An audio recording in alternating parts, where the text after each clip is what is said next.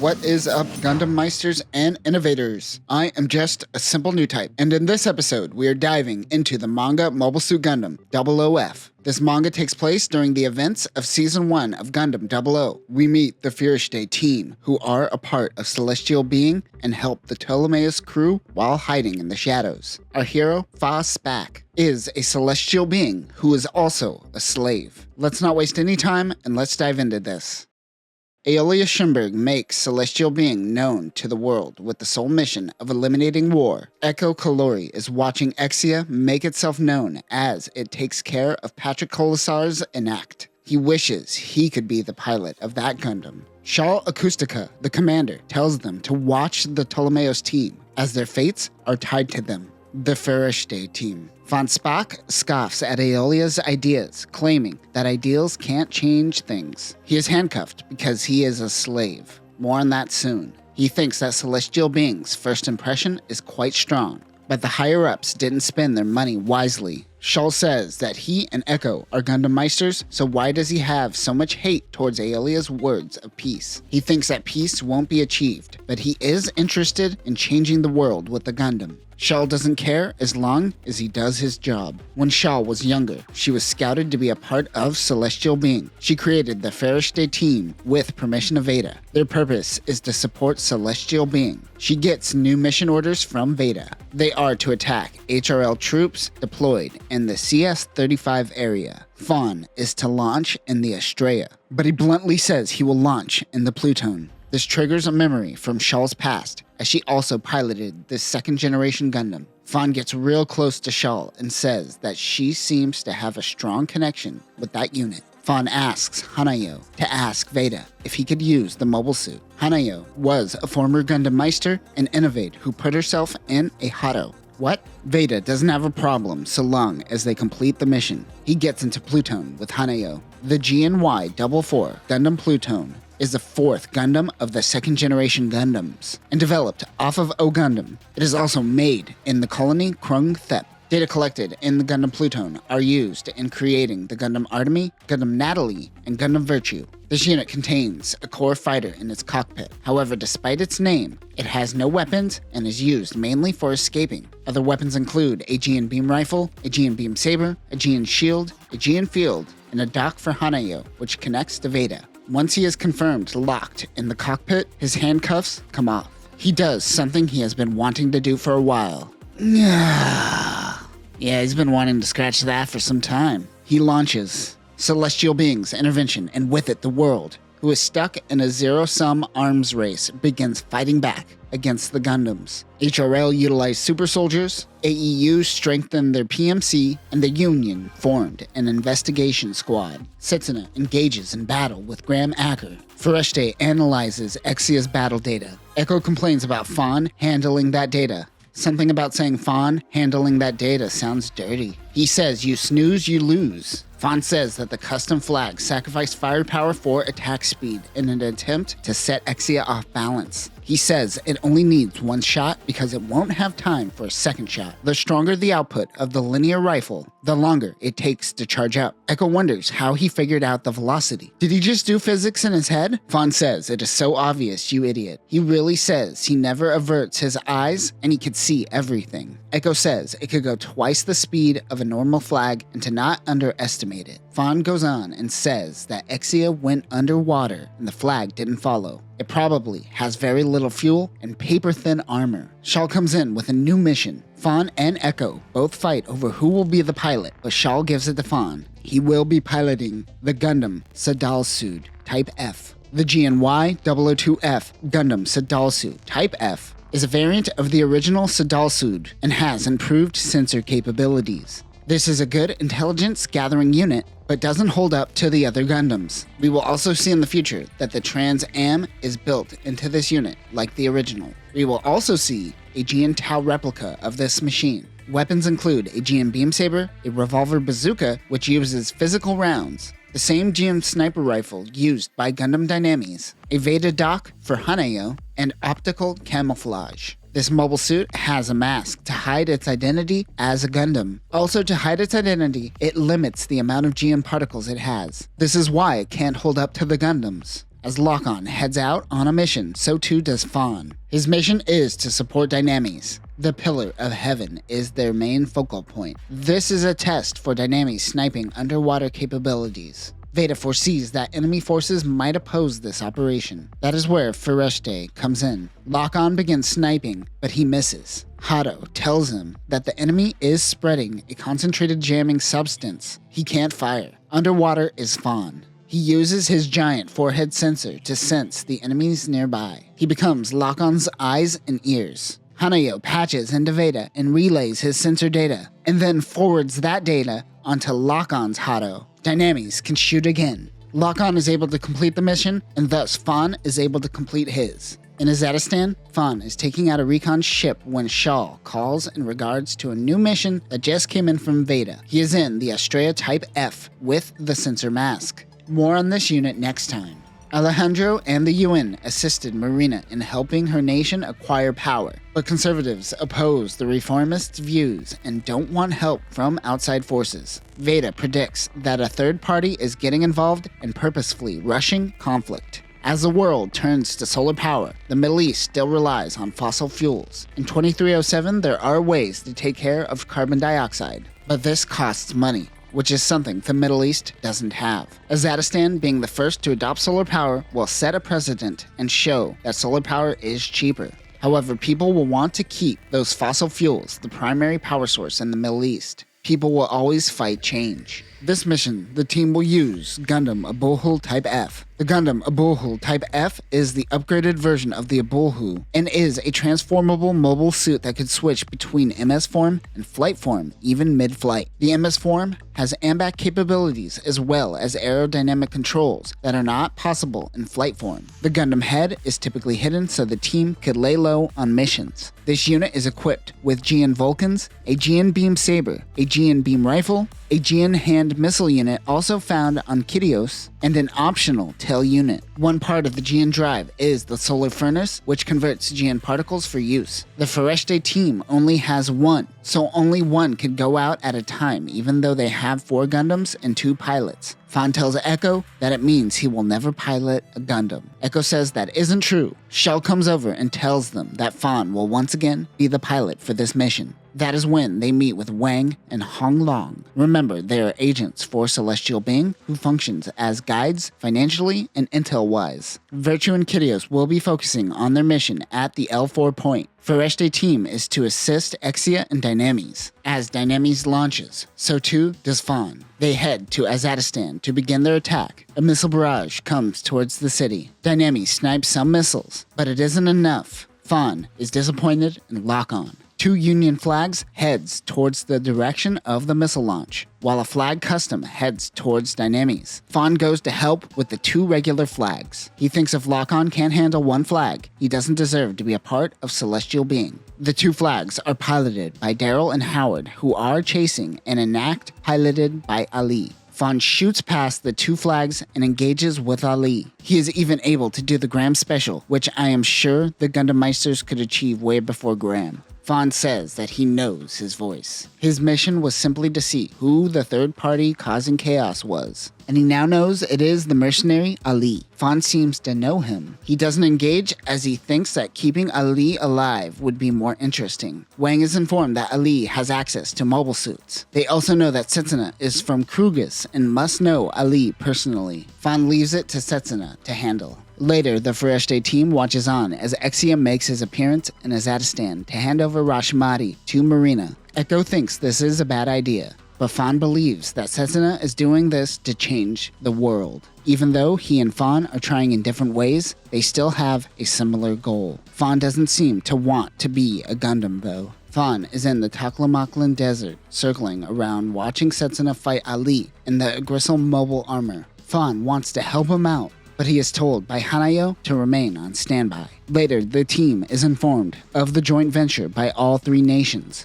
Of course, they know this is a ruse to take down Celestial Being. Echo wonders if they are finally going to protect the Ptolemaeus crew. Shawl says no. They are to do nothing. They are to be on standby. She wonders if Veda is keeping them in their back pocket just in case things go wrong. Fawn knows that they only have 1 active Gundam at a time. If the Ptolemaeus team can't handle it, they can't handle it. He heads out to at least watch the battle in action. He runs into Cheryl Lynn on his way to the hangar. Cheryl Lynn Hyde is a celestial being mechanic and a disciple of Ian Vashti. She reminds him that Veda's word is law, but he claims that perhaps Veda has been hacked. He wants to prove it. Hanayo unlocks his handcuffs and he heads out. He watches as the Gundams are almost destroyed until the Throne Gundams come in to help. Back at the ship, Shaw says that the Ptolemaeus team knows nothing about the Foreste team, so it makes sense that they wouldn't know about the Throne team. In the hangar, Cheryl tells Fawn that maybe Veda was hacked. She secretly talked to Ian, and he said that those new Gundams have a different solar furnace. That is when Hanayo projects a hologram of her former self. Her former self definitely didn't have those cat ears. Or does she? Is this universe like that one episode of Batman Beyond? You know which one I'm talking about. She restates that Veda's word is law, but Fawn isn't buying it. He reminds Hanayo that she is connected to Veda, but she has an individual identity separate from Veda. She denies this and says that she is merely a vessel for them to talk to Veda. Fawn says, cogito ergo sum, which is Latin for I think therefore I am, and he walks away. The Foreste team operates within the Euclides. The CBS 68 Euclides is a celestial being factory ship and construction station. They are a moving repair shop, essentially. I guess they are a lot like the Junk Guild in many ways. It has a rotatable docking ring like the Ptolemaeus, but this ship has 8 containers, used for shipping, maintenance, or just docking. It can also add various modules to the ship. It is big enough to accommodate all of the Ptolemaeus too. It has a giant work arm and a Aegean field. The Euclides gets a red alert. It is the Trinity Team approaching them. I wonder if they met with the Ptolemaeus or the Foreste first. As they approach the ship, new orders come in from Veda. Shaw is shocked. Johan of the Trinity Team informs them that they are to hand over O Gundam and their Aegean furnace. The Foreste team is hereby disbanded. Fawn launches in Gundam Pluton. His handcuffs are released. Fawn engages in battle with Johan. Johan tells him if he continues, the bomb in his head will go off. As a slave, he has a bomb inside of him that will go off if he disobeys. Of course, he doesn't listen and continues fighting. Johan reports this to Veda, and the bomb in his neck instantly goes off. Hanayo informs the Foreste team that his vitals are dropping fast. Mikkel goes in and taunts the downed Gundam Meister. Johan tells him not to let his guard down. That is when Fawn continues fighting against the Trinity Team. He has 10 minutes until his heart and lungs give out. He is going to use that time wisely. Before starting, last time we saw Gundam Dynamics use an underwater sniper rifle. This is actually a new loadout, so let's break it down. The GN-002 DG-014 Gundam Dynamics Torpedo is a variant of Dynamics designed for underwater use. In this universe, mobile armors and ships are still the main weapon of choice for water combat, but this suit attempts to make mobile suits relevant underwater. It is equipped with a DG-014 sniper rifle with a special GN condenser, which allows the rifle to rapid-fire torpedoes. It also has sonar on its left shoulder. Other weapons include a pair of beam sabers. Alright, back to the fight. Mikkel unleashes GN Fangs on Pluton. Shaw wished that the trial system was installed on Pluton. Shaolin believes that Hanayo will help him. Hanayo remembers Fawn's words about having her own self outside of Veda. She takes control of Pluton. With absolutely no lead-in, Nina just explains Fawn's real name as Roback Stad Jr., and he was once a terrorist opposing the Union. She just looks at the camera and does an exposition dump. That's lazy writing. An explosion goes off. The Trinity team thinks it is a self-destruct, but it is the core fighter ejecting. They try to shoot it down, but they miss. Johan notes that a normal autopilot wouldn't be this hard to shoot down. Is he still alive? They have to regroup and await further instructions. Nina wonders about the Zero Gundam, but they could wait. There is no point in taking it if they don't have the furnace, for some reason. Wait, that doesn't make sense. Just take it. They leave for another mission given by Veda. Veda also gives Foreste a mission to retrieve the solar furnace, even though they just disbanded the team. Shaw notes that they were unaware that Hanayo was piloting Pluton. She hints at her past by saying Pluton, a machine that took her comrades, is now trying to save them. In the core fighter, Hanayo was able to use nanomachines to stop the bleeding. He is in a coma, but it is only a matter of time until he dies, unless he gets treatment. One thing to also note is that most people call Hanayo Meister 874. The Foreste team is going over the Trinity Team data. She realized that they referred to him as Fawn, but no one but Foreshte calls him that. The Meister files are stored in Veda 7, which she does not have access to. We learn that most guards get level 3 access, and Sumeragi has level 4 access, and Tieria had level 7 until he got locked out. They have information that the Meisters don't have, but perhaps someone else has an even higher level of access that they don't know about working behind the scenes. Hanayo fights with herself. She wants to contact someone, but Veda will know if she does. But perhaps she should leave it in the hands of Veda. They might save him. They might also deny him. Veda doesn't have any feelings or concept of good and evil. It only collects data. Fawn somehow awakes from his coma and tells her to follow her own will. But the artwork shows his mask completely covered in blood, so it should have sounded more like, "How are you even talking?" Shaw believes that Veda will not abandon someone who is vital to the plan. She knew this when she created Foreshte. The Throne Gundams weren't originally a part of Veda's plan, but they allowed them because it was beneficial overall. The team decides to head towards Dr. Marino. He was a former member of Doctors Without Borders and knows Hanayo. Shaw is concerned that Veda may force her hand over Fawn, but Sherilyn thinks she will save him. Currently, Dr. Marino is on board the Ptolemaeus. In the same asteroid base where the Ptolemaeus is hiding out, Fawn is currently healing in a pod. Shaw and Hanayo meet up with Ian Vashti and Dr. Marino. It has been a while since they have all been together, as they are all second-generation celestial beings. They all used to be a part of the Kronthep team. Ian talks about how they soon will have to pass the buck on to their children. Ian remembers when Shaw was younger. I assume this will be covered in Gundam 00P. Since the doctor is there, he wants to do a checkup on Shaw and ask if she is taking her medicine. They wonder if she wants to meet Felt. She flashes back to a time when she escaped in the Pluton core fighter, while her comrades Ruido and Marlene die in a shroud of Gean particles. She remembers when she first held their daughter in her arms when she was younger. Ruido and Marlene's daughter is Felt Grace. She doesn't want to face her now in the present, however. Hanayo says Shaw is doing good things and to not worry. Shaw, who usually refers to her as Meister 874, calls her Hanayo.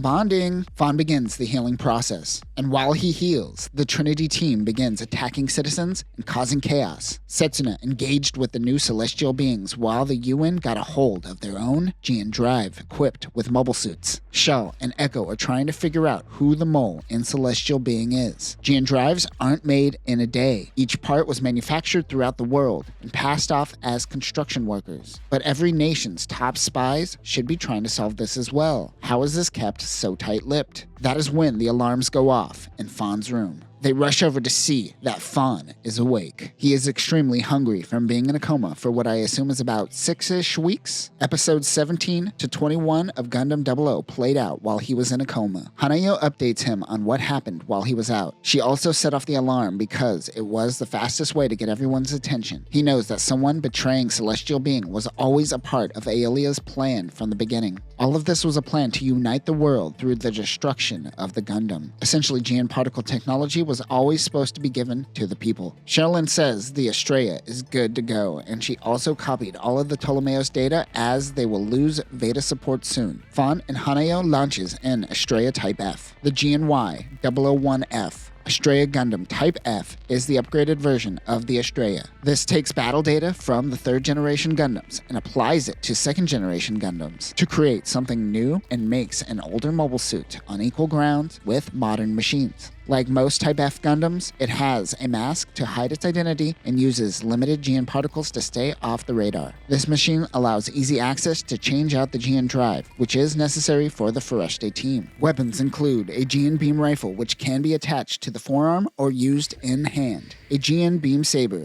the Proto-Gean sword, Gean Vulcans, and a Gean shield. Most importantly is Fawn's favorite weapon, the Gean hammer. This ball and chain has its own Gean condenser. Even if it doesn't penetrate the armor, it will certainly concuss the pilot. As they launch, Hanayo begins glitching. The Gundam begins glowing red. Suddenly, a message from Aolia begins playing. Alejandro has shot Aolia's cryogenically frozen body, and his backup has been activated. He entrusts everyone with the original Gean drive, the power to activate the Trans-Am system. Setsuna and the Ptolemaeus team are also watching this message. Fawn goes forth with the new Trans-Am system. Before launching, Shaw wonders what his plan is. Even Fawn doesn't know, but he knows that they seized Veda and that ultimately this was the UN's only response to a group group claiming to be the world's heroes. It is safe to assume that all the celestial beings' secret docks have been uncovered, and it is only a matter of time until they come for the Trinity Team. Fawn will handle the supply docks. Back in the Astraea, Fawn heads to supply dock 923GS and takes out Summon X. He uses the Trans Am system. They have went through 4 supply docks, but Fawn thinks that something is wrong. There isn't really any big resistance. Certainly Veda should be throwing all it's got, so why are they allowed to operate so freely? Hanayo informs them that Veda isn't tracking them. Specifically, Veda is overlooking all their data, like a digital stealth mode. This is something else that Aolia left them specifically. Hanayo is able to see all the Ptolemaeus data. She dives deeper and senses Ribbon's Almark.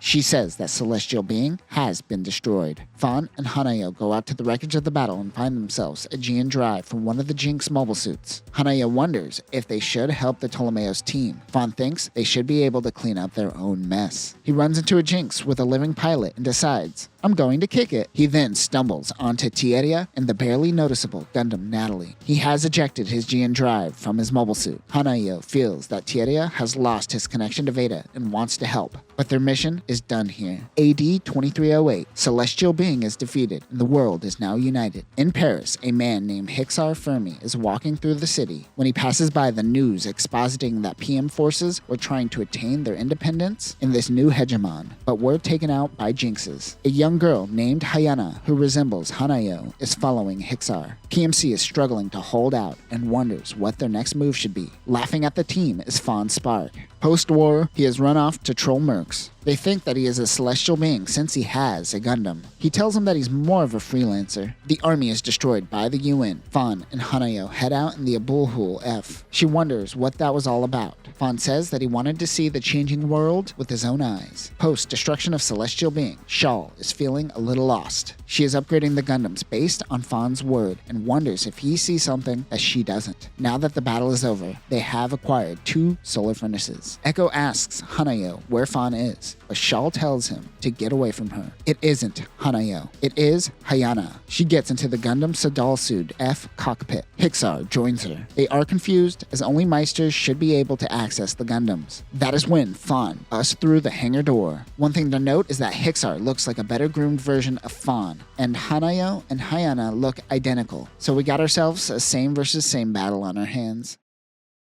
We flash back to an earlier time where Hayana is doing a tarot reading to help Veda better understand humans. She pulls the Emperor, which is Ribbons. Death is celestial being, and the star is Gundam Sadalsu Type F. And finally, Justice is Astraea. Back in the present, Fawn and Hixar face off. Shaw wonders if it could be that Meister. She thought he was dead. Hanayo says that they shouldn't use the Abulhul without the tail section. Fawn says okay, he transforms and shoots Hixar at point-blank range, but it doesn't do any damage to the unit. Sherilyn notes that they just installed a reinforced Gean field. The Sadalsud makes a swift escape. Fawn says, they got away. Oh well, we still have 1 solar furnace. It's not like we need 2. Poor Echo. Hanayo knows who they are, but she refuses to tell Echo and the team, as it goes against Veda's orders. Fawn will head out after them. Hanayo and Sherilyn are in the hangar looking over the Astraea F2, saying if Fawn had this earlier, they would still have both solar furnaces. The GNY 002F2 Gundam Astraea Type F2 is the upgraded version of the Astraea Type F. After the final battle from the Ptolemaeus team, Fereshte gathered up all of the damaged parts from the battle. Sherilyn then took many of the parts from Exia to create this upgraded unit. As a second-gen Gundam, many of its parts are 15 years old and vastly needs improvement. We will see a new feature called Gean Reflection, which is used with the Trans Am system. It allows the unit to deflect beam weapons from close range. Other weapons include the Gean Beam Rifle, the Gean Beam Saber, the Proto-Gean Sword, the Gean Launcher, and the Gean Shield. This also has the Sensor Mask. That is when Hayana walks back in. They think that she is here to steal the last remaining solar furnace, but she goes over to Hanayo, picks her up, and tears her Hado body apart. Her hologram projection disappears.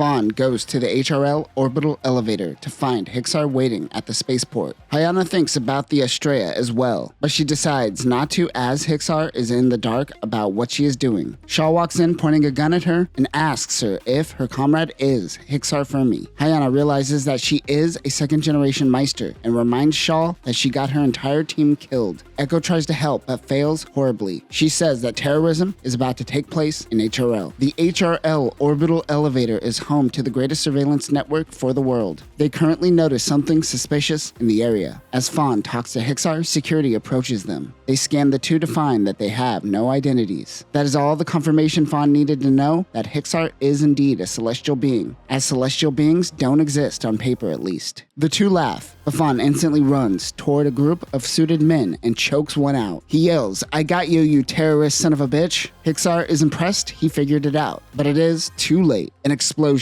goes off. Back at the ship, Sherilyn is fixing Hanayo. She isn't merely a digital entity. Veda probably has a backup, but they don't have access to it. They just need to repair the storage essentially. Even Ian Vashti is at a loss, but Sherilyn is going to give it all she's got. Hanayo is currently some digital essence living within Veda. Being here means that Veda has a backup of her. She seems to be connected to everything at the moment and notices Sherilyn attempting to hack Veda. She knows that this is an impossibility, but she can't communicate without a terminal. She notices that Fawn is in trouble. Suddenly, she gets a connection. Sherilyn is able to get her hard drive up and running. She thanks Sherilyn but warns her that Fawn needs their help. Hixar refers to Fawn by his real name, Roback Stad Jr., and scoffs at the idea of a former terrorist who hates indiscriminate terror. He walks out of the hole and falls to the ground. Suddenly, a Gean field consumes him and it takes off. Fawn says that it was the Sadal suit using a mass-reducing effect of extra small Gean fields with particles. Sure, why not? Let's go with that. Sometimes you just gotta go with things and bro science over the details. Fawn finds Hixar to be fun. Mobile suits begin engaging with him. Tieran anti-aircraft cannon types are shooting from the ground. The MSJ-062 AC Tieran anti-aircraft cannon type is a variant of the Tieran ground type.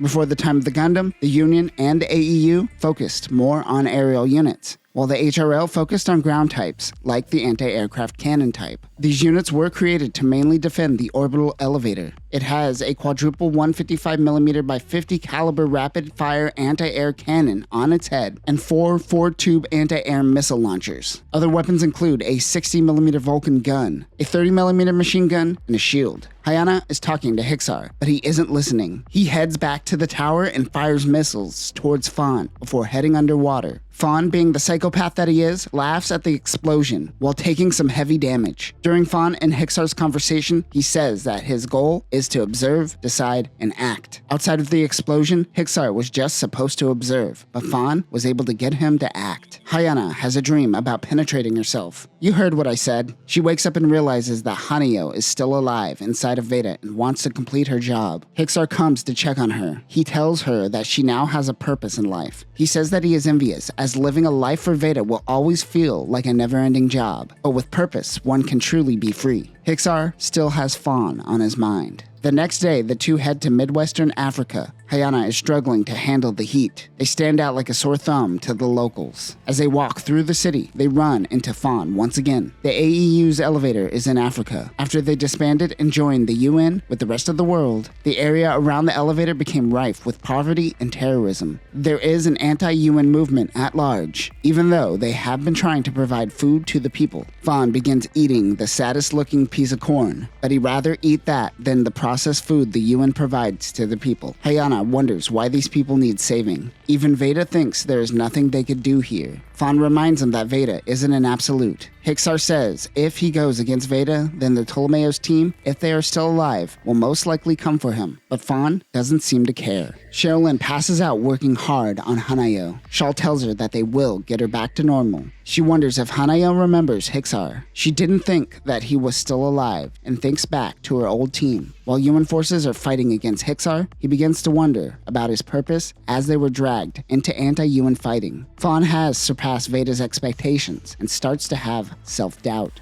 As Jinxes attack Hixar, Fawn and Estrella come in to save him. He thinks that Fawn saving him means that perhaps he does have a purpose. but Fawn claims to not care. However, he does say that he should be able to find purpose with that mobile suit, and he takes off. AD 2309. Anar Ugai, a self-proclaimed journalist, gets himself a photo of a Gundam. He is certain that it is a version of Exia that he's seen a few years ago, but it is in fact Estrella. He knows this will shake up the world and wonders who he could sell it to. Hixar watches Anar as he makes his moves. He tries to sell it to a PMC, but they aren't interested in dealing with the heat and suggests that the best thing that he could do is give it away to the UN for free. But he is too greedy. Hixar gives Hyena a mission to watch over Anar. If he goes to the UN, things might get bad for them, and the world will know of the existence of Gundams once again. Hixar wonders if Veda is testing the world to see what the reaction is. He admits that he is quite curious as well. Fawn says even though the fighting seems to be dying down, he will always continue to fight as long as he lives. Shell says the Ptolemaeus team will most likely come for you, but again, he doesn't seem concerned. Anar is found out by the UN, and they want him to hand over the information regarding the Gundam. As Fawn goes out in the Gundam, Shaw doesn't seem to know what is the right thing to do. Is Fawn doing what's in Veda's plan, or is he going against Celestial Being? One man in a suit looks out in the rain as he muses about the necessity of keeping the Gundams a secret right now. He says his higher-ups want to keep this a secret, but he doesn't even know who his higher-ups are. It happens to be Ribbons Almark. Shawl decides that she will continue to fulfill her duty, even if that means that she will have to treat Fawn as an enemy. Fawn meets up with an anti-UN group and they begin an operation. In 2290, the solar power wars are in full effect. We see a young Fawn with Ali al-Sichez. In the present, Fawn is fighting with the anti-UN army to force the people from above to take action. They wonder if Fawn is just using them for his own purpose, and he goes, "Yeah, of course." They want to end their agreement with Fawn, but they will need him for the upcoming mission. They plan on attacking an African base that is now being used as a missile storage facility. Shaw gets the Trinity team together. She now wants to find the Ptolemaeus team and help them out. They will from now on treat Fawn as a traitor as well. Since they don't have Fawn, Shaw thinks that they could use Hixar to help them. They used to work together back in the day, and he is on the same level as Fawn. Hanayo can contact Hyena, but they are concerned they will try to kill her again. They have to try, however.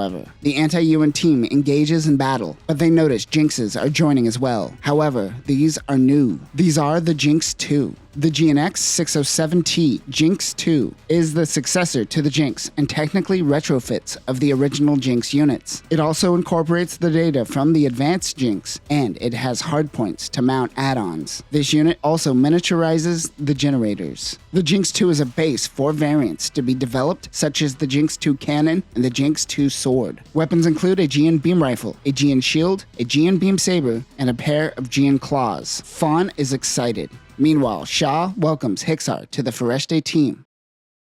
While Fawn handles the Jinx 2s, the rest of the anti-UN forces rush the base. Back with Fereshte, Shaw asks Hixar to join their team. Hyena and Hanayo can communicate with brainwaves. Hyena is mad that she wasted their time to meet in person. Hanayo says she doesn't have a body, but she is more human than she is. Hyena says, "I will kill you." As she goes in to kill Hanayo again, Hixar tells her to stop and agrees to work with Fereshte. They let him use the Sadal suit F, and his first mission is to eliminate Fawn. Veda doesn't seem to be against it, so Hixar is up for the mission. The anti-Union forces are struggling to hold off the Jinx 2s. One of these members are Klaus Grad, who will go on to lead Catherine in Season 2. Fawn activates the Trans-Am system on Estrella F and gets the upper hand. They are taking over the base because they are led to believe there is a missile reserve, but it seems to be a trap to prevent them from attacking the solar tower. They take out the GN forces and regroup. Fawn tells the rebels to try to find a way off planet, and he will do the same on his own. It seems it was his plan to help the rebels simply to get back into space. Fawn used the entire team the whole time. However, it wasn't all too bad, as they were able to meet Klaus Grad in the process. Meanwhile, Hixar and Hyena are taking the elevator up into space. She wonders why Hixar took the job. He has been a puppet for Veda and betrayed his friends in the process. He believes that if he could beat Fawn, a person who does whatever he chooses to do, only then will he surpass Fawn. He says he wants to get the old me back. AD 2299. Terrorists are mad that a young Fawn dropped asteroids onto Earth. They wanted to get rid of him. Fawn happens to be listening to the other terrorists' conversation and decides to blow them up. Fawn understands that the world revolves around the actions of one man, Aolia Schoenberg. But he says that one man isn't following his rules, and he intends to find him. Veda didn't give them the mission to stop Fawn, but it didn't stop them either. Because of this, they won't rely on Veda to solve its problems. At Lagrange Point 3, on one of Celestial Being's secret base, Ian Vashti wonders where Exia and Kyrios' Gean drives have gone. His wife Linda asks him what he is up to. Ian found out that Aolia Schoenberg didn't leave just the Transam system to Celestial Being. They also left them the concept of the twin drive system. We will go into detail about this in Season 2, but this uses 2 Gean drives to sync across one unit. They are using the 3rd gen machine, Gundam 00F, to test the twin drives. The problem is that using 2 Gean drives in one unit means one less Gean drive active on the battlefield, and it seems sparse amongst the teams. Ian is certain that everyone will return one day soon. The world is unified under one voice, which silences other voices. It is only a matter of time until Celestial Being will be needed once again. Shaw thinks back to when she met Fawn for the first time. Hanayo wants to save Fawn for Shaw's sake. Fawn was the few people that saw Hanayo as an individual. Unlike her, Shaw will follow Veda's plan to her death. She has a life of sadness ahead of her, so saving Fawn is the least she could do. Sherilyn tells her that there are Hados throughout the Celestial Being facility. She should be able to find Fawn's location. She searches and finds him instantly. He is at a Celestial Being factory where the Euclides is located. That is when Hixar finds Fawn's location. Hanayo handles unlocking the ship while Fawn fights Hixar. He wonders what he is even doing all the way out here. With a great sense of dramatic timing, the Euclides busts out of the facility. As the Euclides heads out into space, Fawn mentions that the person who created the new rules can't stop him now. The person that Fawn is talking about is Ribbons Almark. Hanayo activates a Gean field around the Euclides, and the two make their escape. Hixar chases them. Fawn laughs at him for taking orders from Shaw. He says that he is afraid of taking action because he might end up killing Fawn in the process. Ooh, edgy. He also says that he is afraid to take action for himself. Ooh, vulnerability. He is afraid that he could repeat the process of accidentally killing someone he cares about. Both mobile suits activate their Transam systems. They begin fighting, but Hixar is even afraid to have 2 Transam systems fight against each other. Fawn tells him to make a decision for himself and leaves. As he flies away, Hixar pulls out the Dynami sniper rifle and takes aim. He waits for Fawn's Transam system to end before he takes his shot. Sherilyn tells Shaw that she could see that she is hurting, and the two have a cry session. She wants to save Fawn, but if she goes against Veda, she believes that her comrade's death would be for nothing. Hixar gets a direct hit on Fawn, but he wasn't able to take him out. Fawn lands on the Euclides, and they make their escape. Hixar goes to refuel. Several months later, at Lagrange Point 1, UN Forces factory, Fawn patches into the factory and tells them that he is taking everything inside the base for himself. That is when a black Pluton approaches the Estrella. The GNY 004B Gundam Pluton Black is built by Ribbon's Innovators and serves as a reference point for newer mobile suits. Like 5 other machines, these black versions are created based off of the data stored in Veda after Ribbons took control. Besides being black, the biggest difference is that the Pluton Black uses the Gean Tau drives. It can also generate a stable Gean field.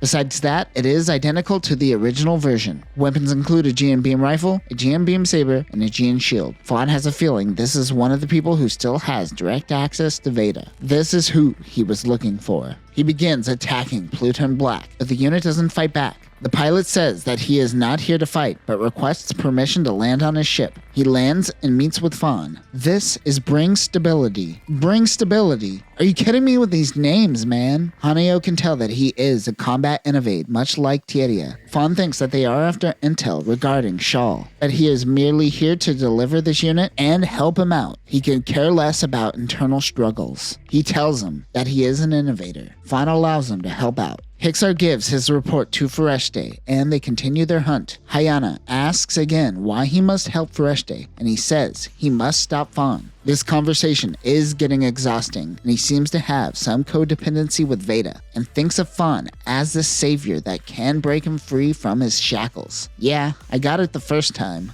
Hanayo and Fawn are attaching boosters to asteroids. He intends to drop them to Earth. Bring Stability says, "Oh my god, that's horrible. But I promised I would help you, so let's destroy Earth, I guess." Their target is UN Forces Central HQ. Fawn is fully aware of the consequences of what he is about to do. Bring's mobile suit uses black GN particles and utilizes a GN Tau drive. Hanayo analyzes the unit and it can now be deployed from the Euclides. They get the party started. The party being genocide. The two head out and protect the asteroids when the Sadal suit approaches them. Hixar fires the sniper rifle and tries to alter the trajectory of the asteroids. Fawn turns his back on Hixar and he shoots him in the back, but doesn't kill him. Pluton comes in to help. Fawn says that he has to kill Bring Stability before fighting him. Bring and Hixar engage in battle. Bring knows he is Hixar Fermi, known as Veda's eyes. He wonders why he fights Fawn when this doesn't go against Veda's orders. Hixar wonders why he is helping with his crimes. He says it is according to Veda's plan.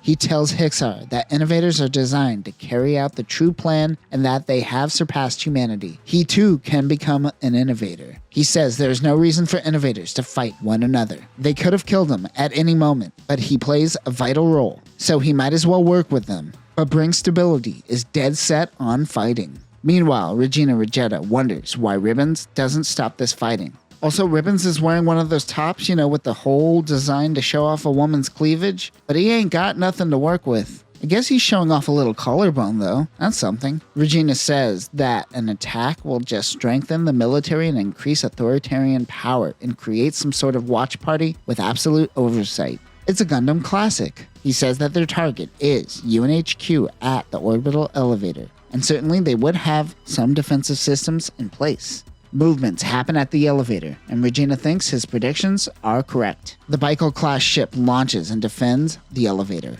The ESF SC-01 Baikal-class is a battlecruiser that is used by ALAWs that we will see more in Season 2. It is a mobile suit space carrier mass-produced by Earth Sphere Federation. These ships are all about fast deployment capabilities, stealth, and versatility. Many of the engineers are originally Union engineers and are influenced by Greek and Roman maritime battleships. They are very light and very fast, though not as fast as the Ptolemaios II. Weapons included dual laser cannon, fixed laser cannons, and GN missiles. The captain of the ship is Aberrant, who will play a bigger role in Season 2. They set up defensive forces around the elevator. Fawn notices that they are only protecting the elevator. They don't care about Earth. Let them rip. Veda always tracked the GN drives, but since Aolia unlocked the Transam system, they have remained hidden to Veda, as though he knew it has been compromised. Of course, we know that was activated when Alejandro shot Aolia's body. GN drives use quantum communication to always stay connected to Veda. Sherilyn says that because of this, they can amplify the drives and use that as a beacon to find the mobile suits. Have Celestial Being come to them instead of them trying to find them out. But this will essentially signal their location to their enemies as well. They have to try. Back at the battle, Hixar uses the Transam system, but Bring Stability uses his GN field to protect him. Hixar is able to penetrate his field. Hot. Bring is able to escape in a core fighter. He says that Hixar won't be able to stop the asteroids now, but Bring seems to understand Fawn's true intentions. As the asteroids enter Earth's atmosphere, they suddenly explode, but the tiny fragments spread over the solar tower, blocking out the sun. A solar tower needs sun to work. This was Fawn's true plan. He cackles like the maniac he is. On Earth, blackouts begin happening randomly. Power input has decreased by 30%. They need to borrow reserve power from the other two towers. Now that the Earth is united under the Earth Sphere Federation, I never know which tower they are explicitly referring to, but I assume this is the former HRL tower. Hixar is able to take down Bring and now wants to fight Fawn. He indulges him. Hixar asks why Fawn is doing this. Like Fawn, he says, observe, listen, then decide. He wants to know his next course of action. Fawn says, follow me. At Lagrange Point 3, the Vashtis are informed of the use of a GN drive during the attack near the solar tower. Ian Vashti is certain it is the Trinity Team. They head towards their location. Sherilyn thinks that now is the right time to send out the beacon. Fawn and Hixar head to the dark side of the moon. He is certain that Veda is here. He needs a great deal of power to operate. For Fawn to find such a great power, he needs to literally turn off Earth. Once he did that, he simply looked for the biggest power source being emitted, and it happened to be on the dark side of the moon. The two sortie in the Gundams and are met with the Racial Black. The GN-XXXB Gundam Racial Black is a variant created by the Innovators. The operating time of this unit is limited due to the GN Tau drive. This unit can combine with the Black GN Zephyr to create the Black Zephyr Racial. It is equipped with a GN beam rifle, a GN shield, and a GN beam saber. Remember, Hixar is distraught over his lost comrade named Grave, but the pilot happens to be an Innovator clone of himself. However, a clone of his friend Grave happens to be there as well in the Black GN Zephyr. The GNR-00B Black GN Zephyr is the black variant that combines with the Racial. This unit is no different from its original counterpart. It is equipped with GN proto-bits, which are remote weapons with beam technology and can be used in Earth's atmosphere. Other weapons include GN Vulcans and the bit control system. The two combine to form the Black Zephyr Racial. The GN-XXXB plus GNR-00B Black Zephyr Racial is the combination of the two previous units. Although its operating time is limited compared to its counterpart, it does have a higher fire output. It has a Veda-linked operating system which the Ptolemaios and Trinity teams no longer have access to. It is also equipped with the proto-bits, the GN beam rifle, a GN shield, and a GN beam saber. The happy clone Hixar is here to take care of sad real Hixar by ending his life. Hixar says that the weight of his burdens are too strong to be taken care of by a fake. He walks his own path. I think he's learning his lesson right now. As the two Hixars engage in battle, all of the Fereshte Gundams come on the battlefield. However, these are black variants of the mobile suits. The GNY 0002FB Gundam Sadalsu Type F Black does not have the sensor mask like the original version and uses the GN Tau drive and cannot use the Transam system. It is never shown to produce a GN field, and though we could assume it has one like the original variant, unless we see it in action, it doesn't exist. Weapons include the revolver bazooka and the GN beam saber. The GNY 003FB Gundam Babulhul Type F Black doesn't seem to utilize the Gundam Kidios tail unit. Of course, this has GN Tau drive and thus no Transam system. Weapons include GN Vulcans, a GN beam saber, a GN beam rifle, and a GN hand missile. It also has the optical camo like the original unit. The GNY 001FB Gundam Estrella Type F Black is exactly the same as its original version, with the exception of the GN Tau drive and the sensor mask. There is also another Pluton Black as well. Fawn activates his Trans-Am system. Clone Hixar loses a lot of bits when regular Hixar drops out of Trans-Am mode and shoots another bit. Hixar says that he or Grave doesn't understand the importance of life. Fawn is fighting with Bring. Now is this the same Bring, or is this another disposable clone? It's vague and the art direction makes it seem like it could go either way. Fawn is able to take out the Pluton Black, and the pilot escapes from the core fighter. He heads towards Veda's secret location. He is met with the voice of Ribbons, who thanks him for his service. Of course, he was using Fawn for his needs, even though Fawn felt like he was in control the whole time. Ribbons wanted to reward him with the release of death, but he ended up surviving and killing his Innovators. He wants Veda for himself, but unfortunately, he can't give it to him and he needs it for Season 2. He moves all of the core functions and cuts off power to the moon base. The link to Veda is gone. Fawn smiles. AD 2311. Ian Vashti, Lassie, and the Ptolemaios team are working with the Fereshte team to create and build the twin drive system. Fawn left his Gundam on the moon and disappeared with Haneo and a Veda terminal. They wonder if he is trying to make his own Veda. Hixar once again goes out to find the traitor Fawn. He doesn't take a Gundam because Fawn doesn't have one anymore. After Fawn blocked the sun, there was an increase in space workers, and the Earth Sphere Federation created the A-Laws, an autonomous peacekeeping force. But we all know what happens when you give unlimited power to a peacekeeping group in a Gundam property. Out in space, we hear Fawn's cackle. And that will conclude Mobile Suit Gundam 00F. I enjoyed this manga, though it could have benefited from being 3 volumes instead of 4. This is also a great basis for what is to come in Season 2 of Gundam 00. And that is where we are going next in the Gundam 00 universe. We will see the rise of the A-Laws, and Catherine and Setsuna makes an appearance once again. We will also eventually cover 00P and 00I sometime after Season 2. But that will do it for now, new types. Remember, Fawn was the one who created the need for governmental oversight, and thus the rise in fascism, and thus the need for Gundam Meisters again? Doesn't seem like a linear path, but alright. Peace.